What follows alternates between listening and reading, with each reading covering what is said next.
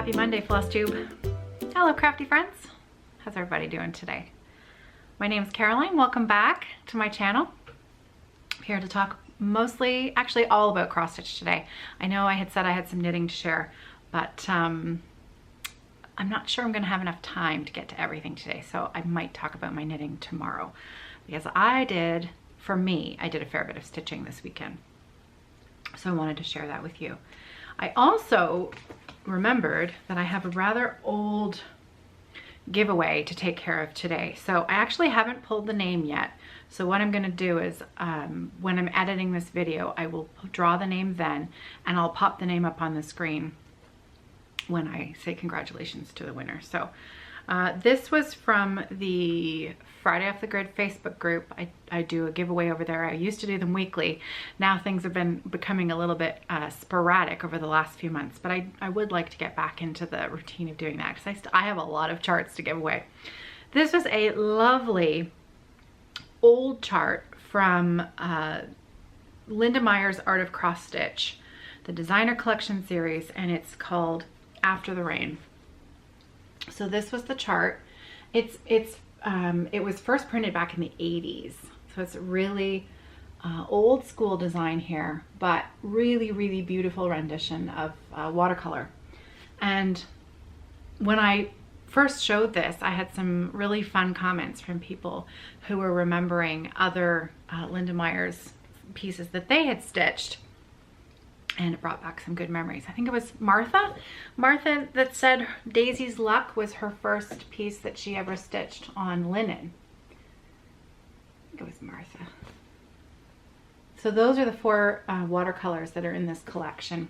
And again, this is one of those fun charts one of those older style charts that opens up, you know, in a gigantic pattern. So anyways, I had put this up on the Facebook group a few weeks back now. So when I'm editing this video, I'll pull the winner and I'll pop it up on the screen. So congratulations, you are the lucky winner of this chart.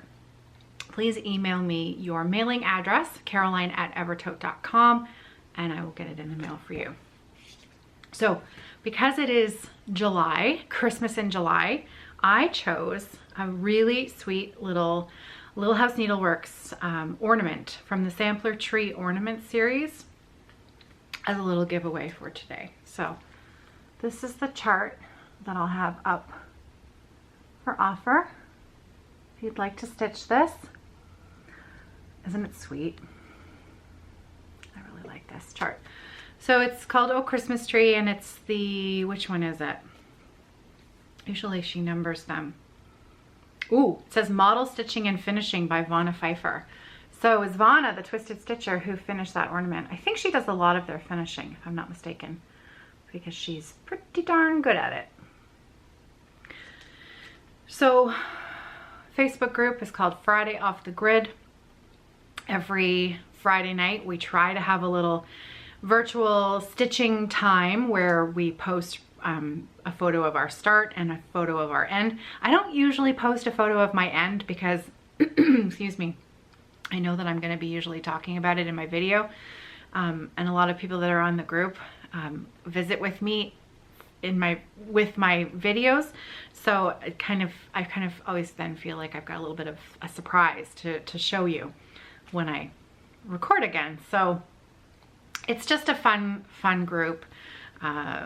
We try to keep it stitchy and keep it kind. So Friday Off the Grid, and I'll post a photo of this later today. Just leave me a comment, and then next week I'll draw a name and mail it out. So before I get to the stitching that I did, I had a few other little things to share with you. First of all, a few weeks back, I had a little visit with a stitching friend, Michelle, who lives here in Ontario, and Michelle drove down to pick up something. We had to exchange something, some fabric that she'd had. So she popped by and she brought me a little gift. And so I thought I would share it with you, because stitchers, when they surprise other stitchers with little stitchy gifts, they always seem to, you know, and Michelle, she chose things and she made me a few things that, you know, it's nice to feel like someone, they get you, they know you. So it was a lovely visit. And she also brought some donuts, which they didn't last too long around here. Some very special apple fritters. And Michelle, if you want to leave a comment below, again, I can't remember the name of the place where you got them, but they were dangerously good. So thank you again. So Michelle tucked in two small hanks of they're 15 meters each of Silks for You these are my colors. If you know me at all, it doesn't get much more me than those colors. I mean, look at them. Look at them. They're gorgeous. Look at those gorgeous colors. Oh, look at that. So this is, this one is PR 141. I recognize this one. I know I've seen this one because, well, yeah, this is my color. PR 141. How gorgeous is that? And then this one, it says color match 001. So I'm not sure whether that's because they're meant to go together. Does anybody know how that works? But they certainly look like they belong together, don't they? Gorgeous, gorgeous colors. She made me the most beautiful scissor fob, beaded scissor fob with a dragonfly charm on the bottom. Look at that. So pretty. And again, teal. I love that color. Hi, teal. We have a Teal is a viewer. She watches a lot of FlossTube and comments on a lot of people's FlossTube videos, and she's become a bit of a friendly name to always see in the comment field. So whenever I say the color teal, I always have a nice thought of a friendly face. And then Michelle also made this. Now Michelle, I'm a little flummoxed as to what, because it's a needle. It's a needle that has a fob on it. I mean, it's beautiful. And again, it's a smaller version of the same dragonfly charm. Let's see if I can do it justice here. So I'm assuming it's just decorative. You would, you know, put it on a pillow finish or something like that. That's how I would envision using it. But if this has a special, like I don't know, a snag nabbit purpose or something that I'm not getting, please fill me in, because I'm not quite sure, but it is beautiful. It's really pretty. And then she tucked in a sewing machine needle minder. Look at that. Isn't that cute? That is so cute. Love that. So I was spoiled. Michelle spoiled me. I was also spoiled by my sister-in-law this weekend. I was up north for a couple of days. John has been up there for he'd been up there for, well, since the end of June with Nicholas and no car. So, well, I mean, my father-in-law lives up there in the summer. I guess I should back up. If you're new here, we have a cabin up north on Georgian Bay. My father-in-law bought land on a small island there back in the 1960s, and back in 2007 we started John started clearing the land and building our own small cabin on the same island. Somebody had asked me a while back how big it is, and it's about 1,200 square feet. It's just the right size for our family of 4 to have, you know, just enough space and not too big. Doesn't take too long to clean it, and it's off the grid. So that is the name for this channel. That's the reason for the name of this channel, Off the Grid Needlearts. So my brother, his name is Steven, and his wife Kathy. Kathy is like me. She's quite crafty, and they stopped in and saw us this weekend. So we had a visit on Saturday, and it was the first post-vaccine visit that we've had with anyone, really, you know, being able to be together. Because other than my niece Clara, we're all 2 weeks post second vaccine, and we were able to get together. So Nicholas and Clara were able to spend time together, and it was really special to catch up. And that was a big reason why I didn't get a video out this weekend, because, well, I decided to just have a quiet weekend and focus on the family. So but Kathy gave me a birthday present. My birthday was last week, and she had brought me a present, and look at this. She made me a journal cover, and it is so beautiful. She tucked a little pocket in the front with a pencil in it. There's the back, and she made the pockets in the front fit just perfectly, and it fits just right. She said she had trouble because the first notebook that she had bought didn't quite fit, so she had to go back to the store and try out a few other ones until she found one that fit perfectly. So well done, Kathy. So there's the back fabric, and there's the piecework on it. Isn't it beautiful? What a treasure. I mean, what a nice gift is that. I love it. I love it. Yeah, so fun. So fun. So yeah, we had a great weekend.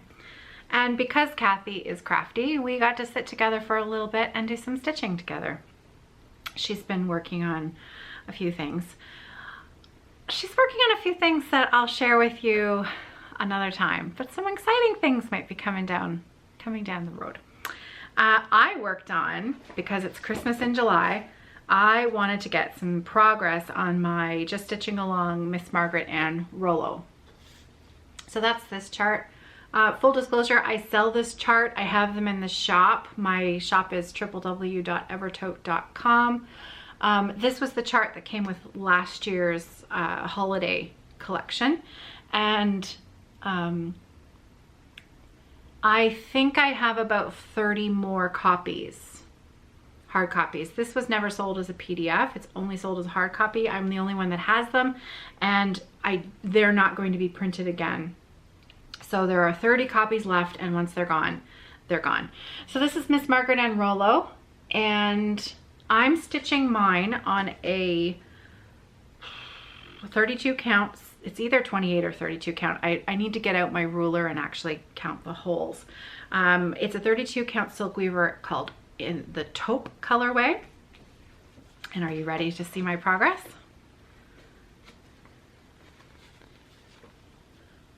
I did quite a bit. Since the last time I shared it, I had only stitched, I think, yeah, I was at the U. I'd only stitched these top 2 rows and had the letters there. So I completed this row, I did the crown, and I did this entire small cap alphabet here. So, oop, I have to just change my battery quickly, hang on. There we go. Okay, so the really interesting thing that I wanted to share about this particular project was that I had it on a Q-snap for most of the weekend, and I just wasn't enjoying working on the Q-snap. I have a Lowry frame, but it was already, I was up north when I was working on it. So I decided to take it out of the Q-snap and try again stitching in hand and using the sewing method. I think Jan Hicks has a video where she shows how she does her sewing method when she's stitching. See if I can put a link in the drop down box below, because I've tried the sewing method before and I really didn't enjoy it at all. And I think it's because at the time that I originally tried it, I was having some trouble with my thumb, and it didn't help. So I thought maybe taking it out of the Q-snap and just holding the fabric in my hand would reduce the weight and would not irritate my thumb. But in fact, it didn't make any difference at all. My thumb was still irritated by having to hold even just the fabric. So my hand is in a much better place at the moment. And I'll tell you, it is entirely because I have help now, because I have I have Matt helping me with a lot of the cut work for the shop. He's taken over a lot of the cutting for the bags, and my hand is starting to improve big time. So I'm reminding him to take lots of breaks and be careful with his hand health, because of course I don't want his hand to start to have the same problems. So, but what I did find was, because my thumb is no longer irritated, the sewing method, I really enjoyed it. I'm not sure I would want to do it for a huge project, but this is fairly small. It's fairly easy to navigate. And so I did this entire border, this green border here. And let's see if we can get that to focus. There, this green border under the bunny. And then I did this green border in between the letters here. I did that entirely with the sewing method. And it was so fast. It was so fast, and I thought, oh, this isn't so bad after all. And it started to make me think maybe I could, you know, do these small projects quite a lot faster, just having, because you don't have to get all set up. You can just, you know, pull it out of your bag and get to it. So I've always been a stab and pull, two-handed stitcher on frames, but I was actually quite impressed with how quick that was, just to do those two little borders. They, you know, they zipped up really, really quickly using the sewing method. So, old dog, new tricks, perhaps. We shall see. So, I need to find a substitute for the numbers that are here. You can see my fabric is quite a bit of a different color than the fabric that Krista chose for the original sampler reproduction. So this calls for DMC 739, I think. 738, excuse me, 738. And I'm not sure that it's the right color for my fabric. So I've got a DMC color card. I'm going to see if I can find some substitutions for 738. Excuse me, frog in my throat today. I'm gonna see if I can choose a different sort of tan thread that will still look nice with the stitching I've already done, and maybe complement my fabric a bit more. So, yay, progress. And that's it. That's all I had to share today. I have a mountain of sewing to do, which I can't think of a better way to spend the rest of my day. I'm going to say goodbye for today. I'll try to come back tomorrow for another coffee break floss tube, and I'll share my knitting tomorrow. I have gotten really stuck into both my Caroline shawl and the, do you remember I showed you the Isabel Kramer shawl that I'd started? Euclid. I put in a fair few inches on the Euclid shawl over the weekend because it is such an enjoyable pattern. And the Caroline shawl, I've kind of fallen in love with that color and combination of Josh's chart again. So I'll share that tomorrow. Until then, I hope you're well, I hope you're safe, and I hope that you have lots of stitching or crafting, whatever floats your boat today, to occupy your time and make you happy. And until then, till tomorrow, have a great night, have a great day, wherever you may be in the world. Have a great Monday, and I'll see you tomorrow. Happy stitching.